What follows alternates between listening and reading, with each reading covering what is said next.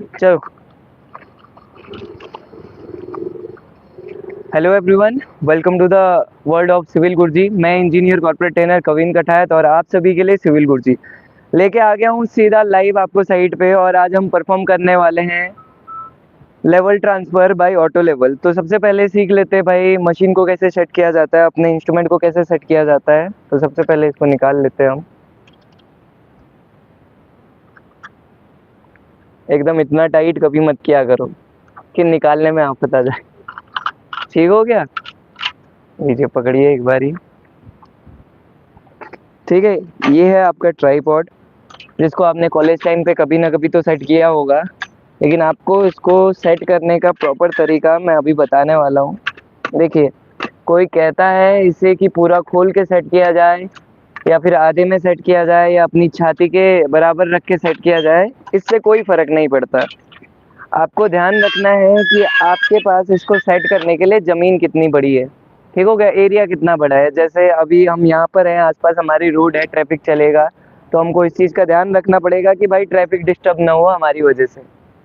तो हम इसको, बाकी अगर आपके पास पूरा ज़मीन है, पूरा एरिया आपका है, कहीं पर भी रखो कोई दिक्कत नहीं, तो आप इसको इसके पूरे लेग्स को खोल देना। अभी हम लोग नॉर्मली इतनी हाइट पे लगभग लगभग खोल देते हैं। ठीक हो गया? जैसे आपको लगे हाँ सारे लेग प्रॉपर खुल चुके हैं, इनको कर देते हैं हम क्या, टाइट। ठीक है, टाइट अच्छे से कर लेना है ताकि सेट करने जाएं तो फिर दिक्कत ना हो। और सेट करते टाइम इसका ध्यान रखना है, इसके पास 3 लेग्स हैं और सामने वाले लेग को हमने बार बार नहीं छेड़ना होता है। ठीक हो गया?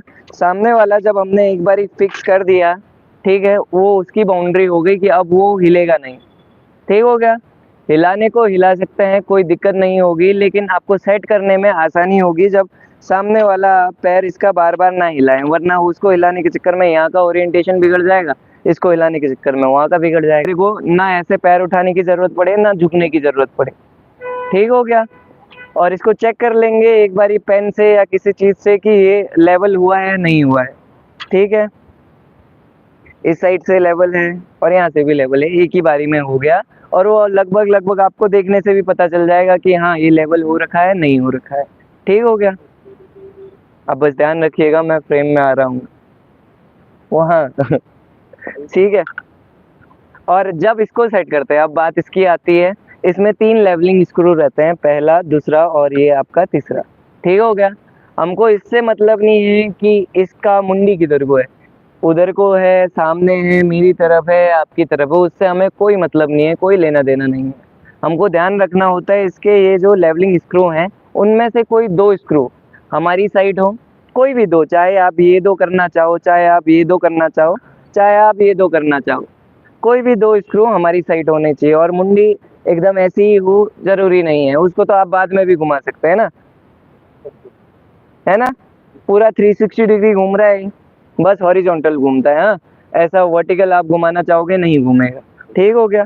तो और दूसरा चीज़ क्या कि ये लगभग लगभग सेंटर पे रहना चाहिए अपना, किसके, ये जो बेस प्लेट है ये इसके ऊपर सेट रहना चाहिए। अब यहाँ पर जैसे मेरे को पता लग गया कि भाई मेरी तरफ से इधर से आ जाइए आप, इधर को दिख जाएगा प्रॉपर।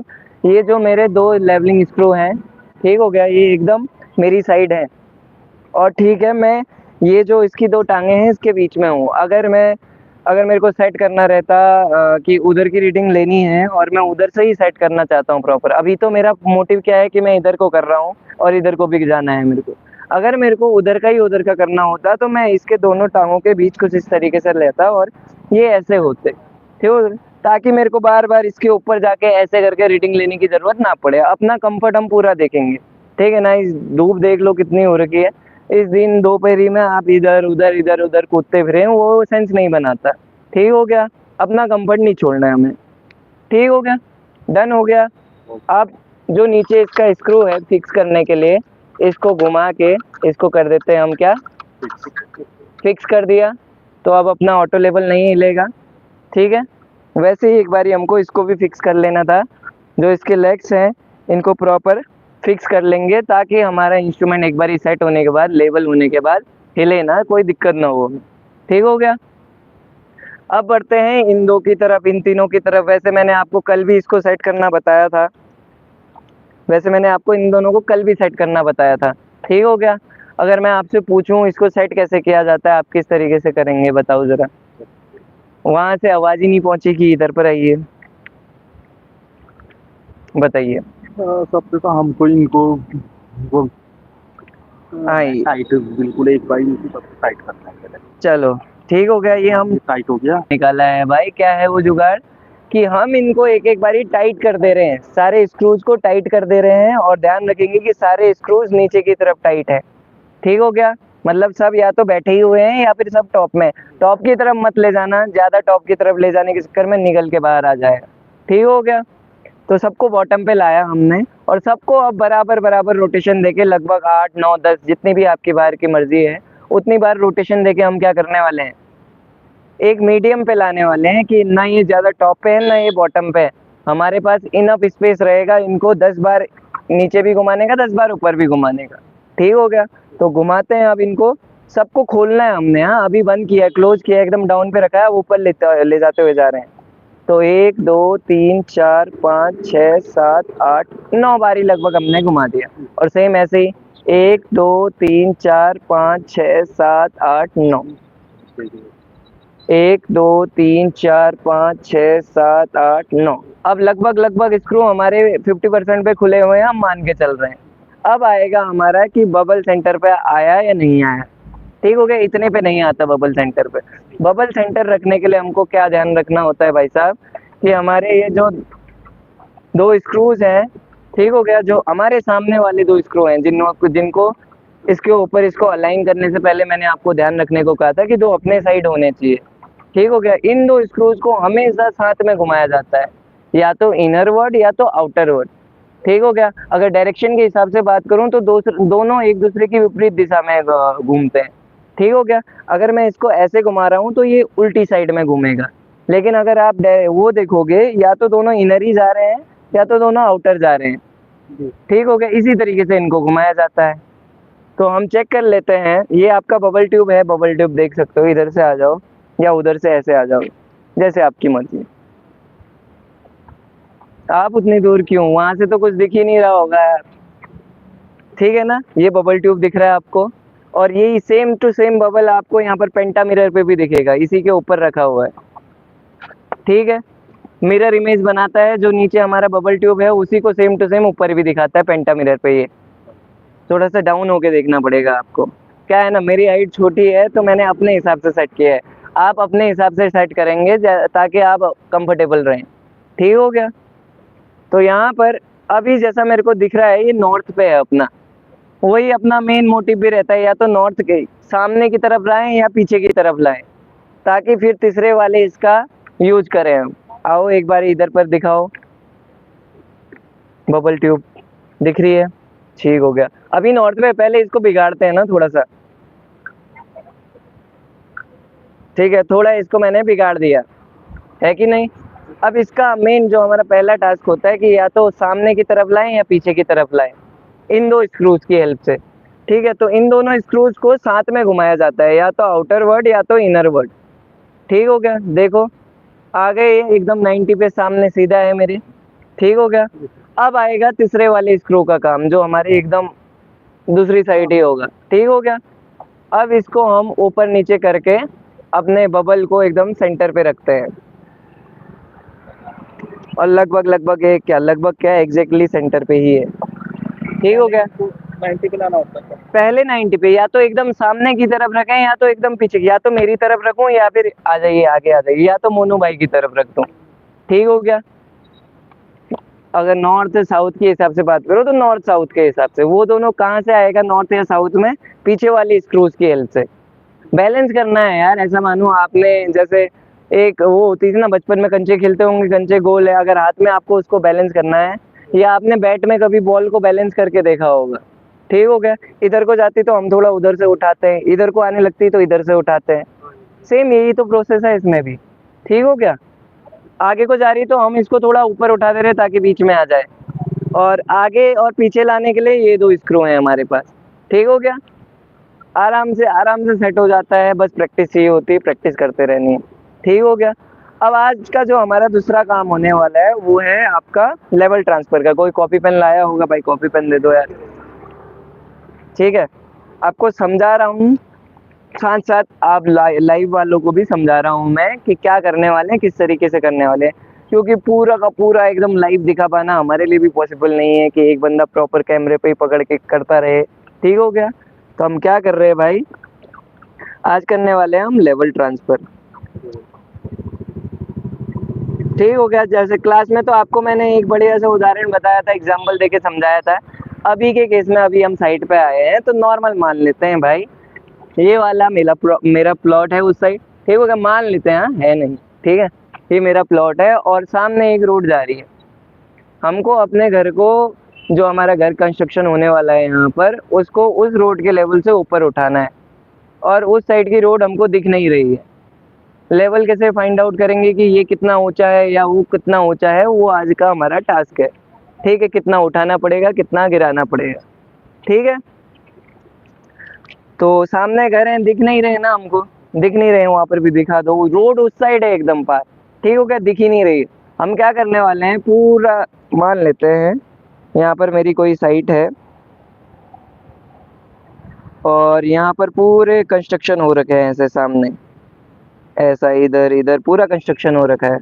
हमारी जो मेन रोड है वो पड़ती है यहाँ पर, ऐसे कोई यहाँ पर रोड पड़ती है। हमको इस रोड के लेवल से अपना घर ऊपर उठाना है ताकि हमारे घर का पानी रोड के नाले में जा सके और रोड के नाले का पानी हमारे घर में ना आ सके। ठीक हो गया, हमारे पास डायरेक्ट लेवल ट्रांसफर करके लेवल चेक करने का ऑप्शन नहीं है कि वो बड़ा है या ये ऊंचा है। तो हमको क्या करना पड़ रहा है, आज लेवल ट्रांसफर करके प्रॉपर यहाँ से एक एक करके हम स्टाफ को चेंज करते हुए जाएंगे, लेवल चेक करते हुए जाएंगे और यहाँ पर पहुँचेंगे, यहाँ का लेवल लेंगे जो हमारे लिए मेन है। ठीक हो गया, वैसे काम तो यहीं पर ख़त्म होना चाहिए, लेकिन क्या होता है कभी कभार हम जब सर्वे परफॉर्म करते हैं तो एरर बहुत सारी आती है, आने के चांसेस बहुत होते हैं। ठीक हो गया, एरर आने के चांसेस क्या क्या हो सकते हैं, किन किन वजहों से एरर्स आ सकती है भाई साहब? लेवल ट्रांसफर करने में रीडिंग ट्राइपॉड को, देखिए, मैंने आपको शुरुआत में भी बताया था कि जब आप कोई आंसर दे रहे होंगे या फिर कोई बात कर रहे होंगे, थोड़ी आवाज़ तेज रखना, क्योंकि माइक से आवाज़ ही नहीं जाएगी उधर, क्या फ़ायदा। ठीक है, जोर से बोलिए, चिल्ला के बोलना, चिल्ला के बोलिए, कोई टेंशन नहीं। क्वेश्चन ये है हमारा कि हम जब ये काम करने वाले हैं, अभी जो काम करने वाले हैं ना, इसमें एरर क्यों आ सकती है, किस तरीके, क्या क्या वो कारण हो सकते हैं जिन वजहों से हमारा एरर आएगा? तो बहुत सारे कारण हो सकते हैं। जोर से, जैसे जैसे ट्राइपॉड को मतलब अगर सही से सेट नहीं किया है तो, चलो पहला कारण मान लिया कि ट्राइपॉड सेट नहीं है, लेवल सेट नहीं है। ठीक हो गया, दूसरा, लेकिन आप ये बताइए मुझे, बिना ट्राइपॉड सेट करे क्या मैं रीडिंग लूंगा?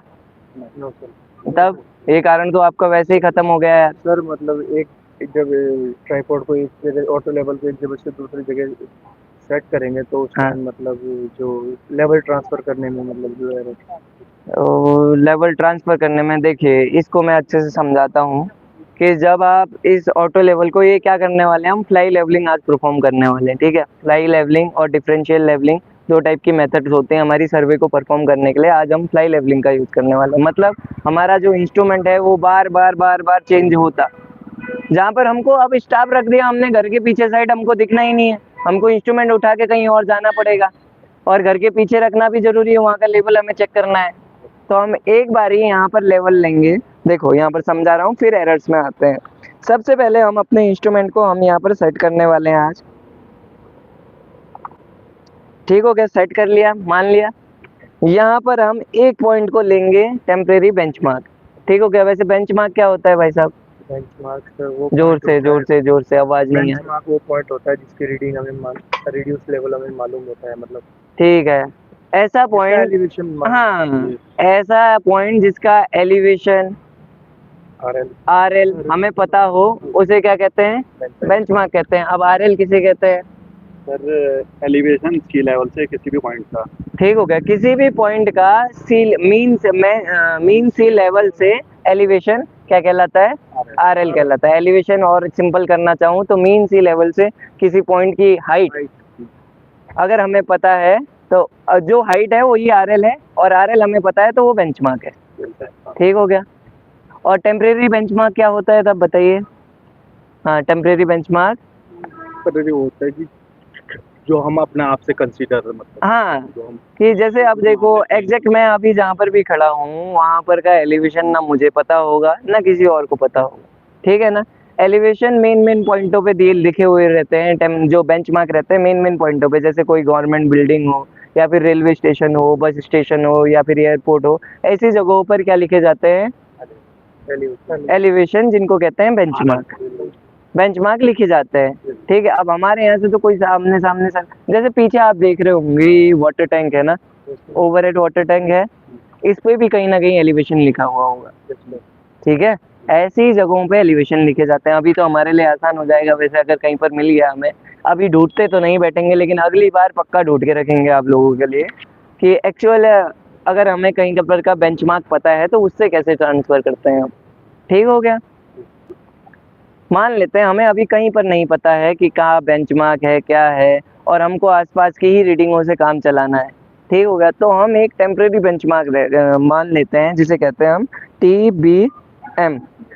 हम ऐसी जगह ढूंढेंगे यहाँ पर TBM लेने के लिए जो जगह हमारे पूरे कंस्ट्रक्शन के काम के दौरान खराब ना हो, कि वो जहाँ पर हमने पॉइंट माना है वो जगह कंस्ट्रक्शन खत्म होने तक रहे। अब ऐसी जगह आपको ढूंढनी पड़ेगी आपके साइट के अकॉर्डिंग, साइट से थोड़ी सी दूर हो, ज़्यादा दूर भी नहीं हो, ठीक हो गया, जिसको कोई छेड़े ना, और प्रॉपर एक सेटअप हो। हाँ, एक तरीके की ऑफ साइड लेनी है हमने। तो हम अभी के लिए, अभी हमारा थोड़ी देर का ही काम है, तो कोई भी एक पॉइंट उठा सकते हैं। जैसे वो पीछे हमारी एक दीवार दिख रही है, दिखा दो दीवार, दिखा दो, यही वाली दीवार, इसी वाली दीवार के ऊपर रख लेंगे अपने स्टाफ को और रीडिंग्स ले लेंगे और ऊपर मार्क भी कर देंगे, ताकि लास्ट में जब हम घूम के आए, अब आप ये बताओ कि एक पॉइंट का हमने टेम्परेरी बेंचमार्क मान लिया, ठीक है, उससे उसको रेफरेंस मान के हमने रीडिंग लेनी चालू कर दी। अब पूरी दुनिया में घूम के आ जाऊं, वापस उस पॉइंट पे आऊंगा, क्या उसकी रीडिंग चेंज होती है? उसका रीडिंग चेंज हो सकती है यार, RL चेंज नहीं होगा जो हमने शुरू में माना है। रीडिंग तो, अब मैं अभी इस हाइट पे हूँ, मैंने यहाँ से नापा, कुछ और आएगा, वहां से क्या पता मैंने ऑटो लेवल को थोड़ा सा ऊपर उठाया है, रीडिंग दूसरी आ सकती है। इस इधर से देखने में रीडिंग कुछ और, उधर से देखने में रीडिंग कुछ और आ सकती है। लेकिन जब हम फॉर्मूला लगा के कैलकुलेट करेंगे उसका RL, ठीक हो गया, तो उसका RL सेम आना चाहिए जो हमने शुरुआत में 100 RL मान के, जिसको हम टेम्परेरी बेंचमार्क कंसिडर कर रहे हैं, है कि नहीं? ठीक हो गया। सबसे पहले आ जाओ, अब सबसे पहले एक हमने क्या लिया, बेंचमार्क माना, टेम्परेरी बेंचमार्क माना, जिसका RL बोल दिया हमने कितना होगा, 100। ये 100 ही क्यों मान रहा हूँ मैं? क्योंकि हमें उससे कैलकुलेशन में इजी होता है ना, कैलकुलेशन में इजी होगा ना। इसकी जगह मैं 77 मान लूंगा कुछ, हाँ हाँ 77 मानूंगा, कैलकुलेशन करने में मेरी ही आफत आएगी। मैं चाहूंगा क्यों मैं अपनी आफत करूं, अपनी कैलकुलेशन बिगाड़ूं? 100 रखो, इजी इजी, प्लस माइनस ही तो करना है, आराम से होगा, ठीक हो गया। तो मान रहा हूँ मैं 100, इसकी जगह 10 मान सकता हूँ क्या? मान सकता हूँ, 10 मानने से भी कोई दिक्कत थोड़ी ना होने वाली है, ठीक हो गया। अभी के लिए हम 100 मान लें, ठीक हो गया। और इस पॉइंट की ही इंस्ट्रूमेंट सेट करने के बाद पहली रीडिंग इसी पॉइंट की ली जाएगी।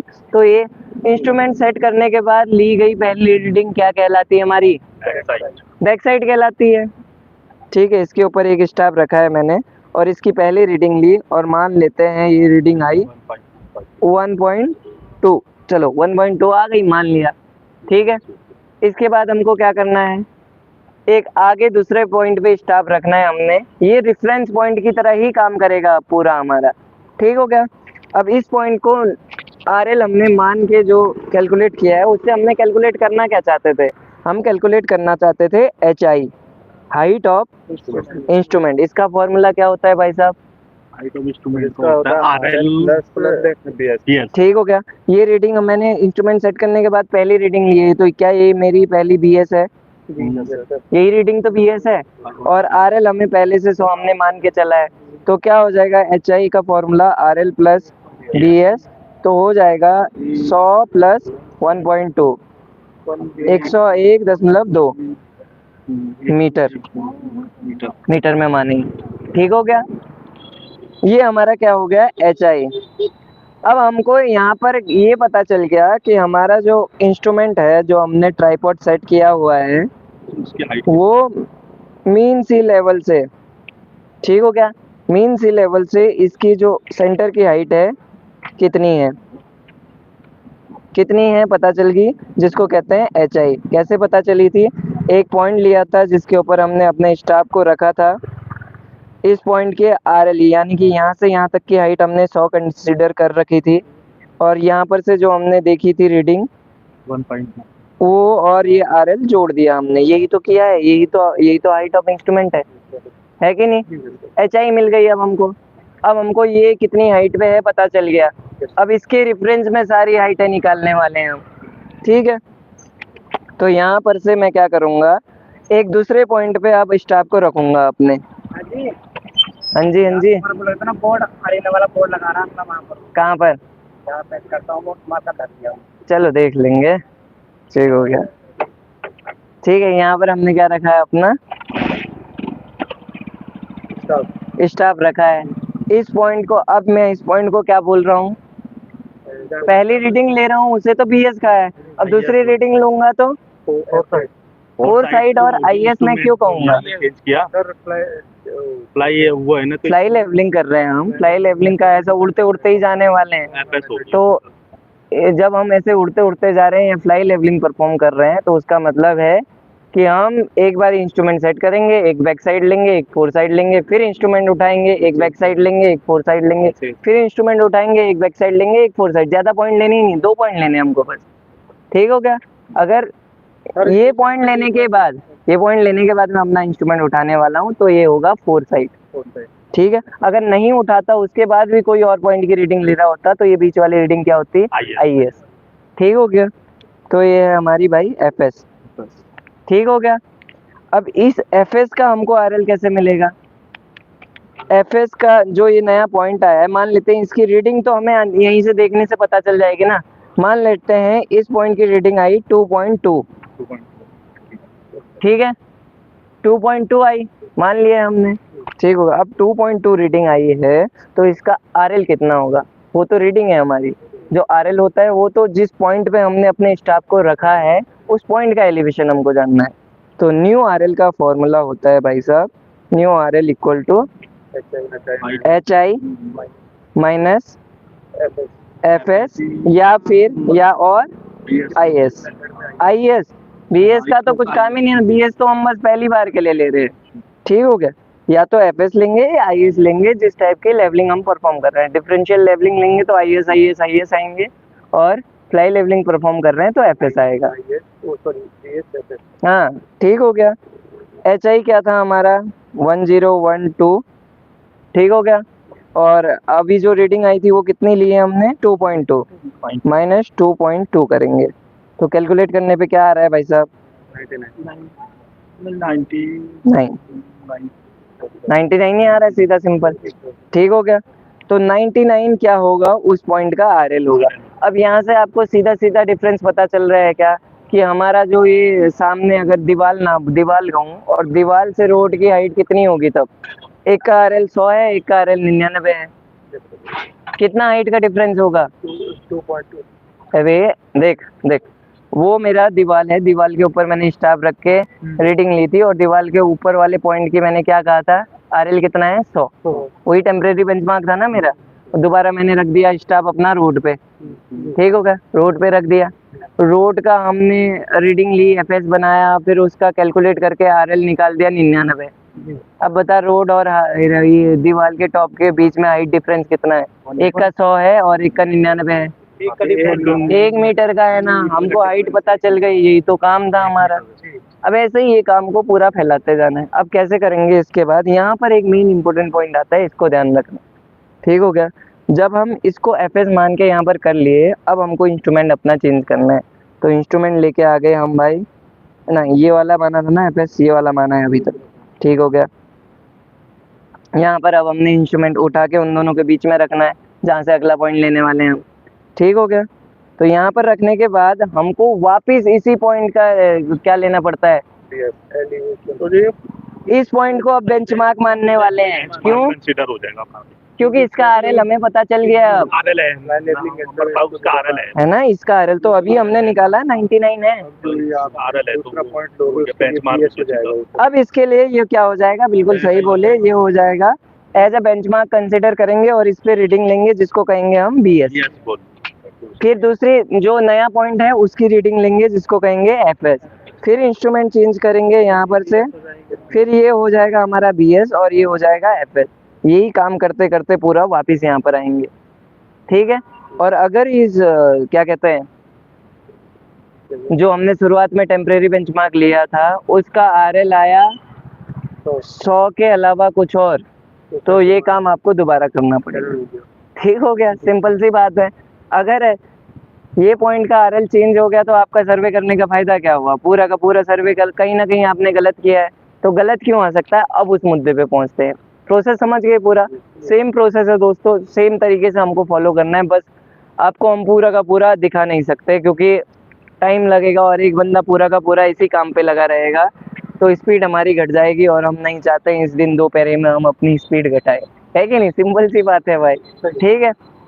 मेन क्या है जो आपको भी जानना जरूरी है, जो है कि हमारा एरर क्यों आते हैं, क्या कारण हो सकते हैं एरर आने के, बताओ जरा फिर। या तो हमने स्टाफ अच्छे से नहीं पकड़ा होगा। हाँ, पहला रीजन हो गया कि भाई साहब स्टाफ पकड़ने वाला हीरो आदमी था। कहाँ गया स्टाफ हमारा?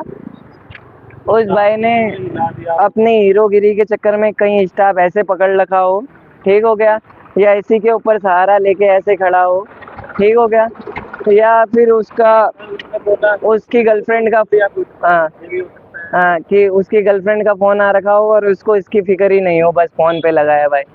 हो सकता है स्टाफ गलत इतनी तरीकों से हो सकता है। और क्या क्या कारण हो सकते हैं? कि हमें ऐसे उठाएं और हम ऐसे हिल जाएंगे। हाँ, ये भी कारण है कि भाई साहब पैर लग गया, हिल गया। जब हम रीडिंग ले रहे हूँ और गलती से हमारा पैर ये ट्राइपॉड पे लग जाए, हमने इसको अच्छे से फिक्स नहीं किया है तो वो पक्का हिलेगा ही हिलेगा, ठीक है। और हमारे ध्यान में नहीं रहा कि हिल गया है हमसे, ठीक है, और हम रीडिंग लेते हुए जा रहे हैं तो वहाँ पर एरर आ सकता है, ठीक है। और तीसरा एरर कैसे आ सकता है?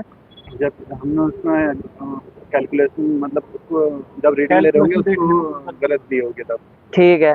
जब कोई बंदा रीडिंग लेने वाला हो, ठीक है, तो उसने कहीं जो 3 क्रॉस रहते हैं इसके अंदर, आपको देखे होंगे आपने जब भी रीडिंग ली होंगी। कल का दिन में तो यही किया था, ऑटो लेवल को सेट किया था, रीडिंग ली थी, बस यही काम तो थे अपने, ठीक हो गया।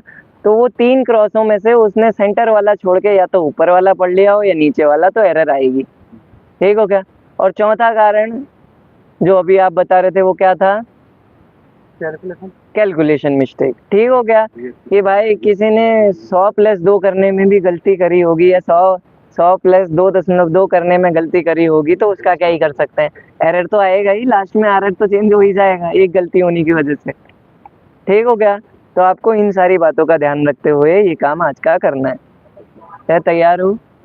ध्यान रखना कि एक बंदे के यहाँ पर कम से कम 2 बंदे रहे एक बारी में, ताकि एक रीडिंग लेगा और दूसरा उसको क्रॉस चेक करेगा कि भाई तूने सही कहा है नहीं कहा है, ठीक है। जब तक हम परफेक्ट नहीं होते, लास्ट दिन तक आपको ये जरूरत नहीं पड़ेगी कोई क्रॉस चेक कर रहा है, आप इतनी रीडिंग ले चुके होंगे, कॉन्फिडेंट रहेंगे कि आराम से रीडिंग ले लेंगे, ठीक है। लेकिन अभी आपको प्रॉपर क्रॉस चेक करते हुए ही चलना है और स्टॉप पकड़ते टाइम ध्यान रख के करना है भाई साहब, ठीक हो गया।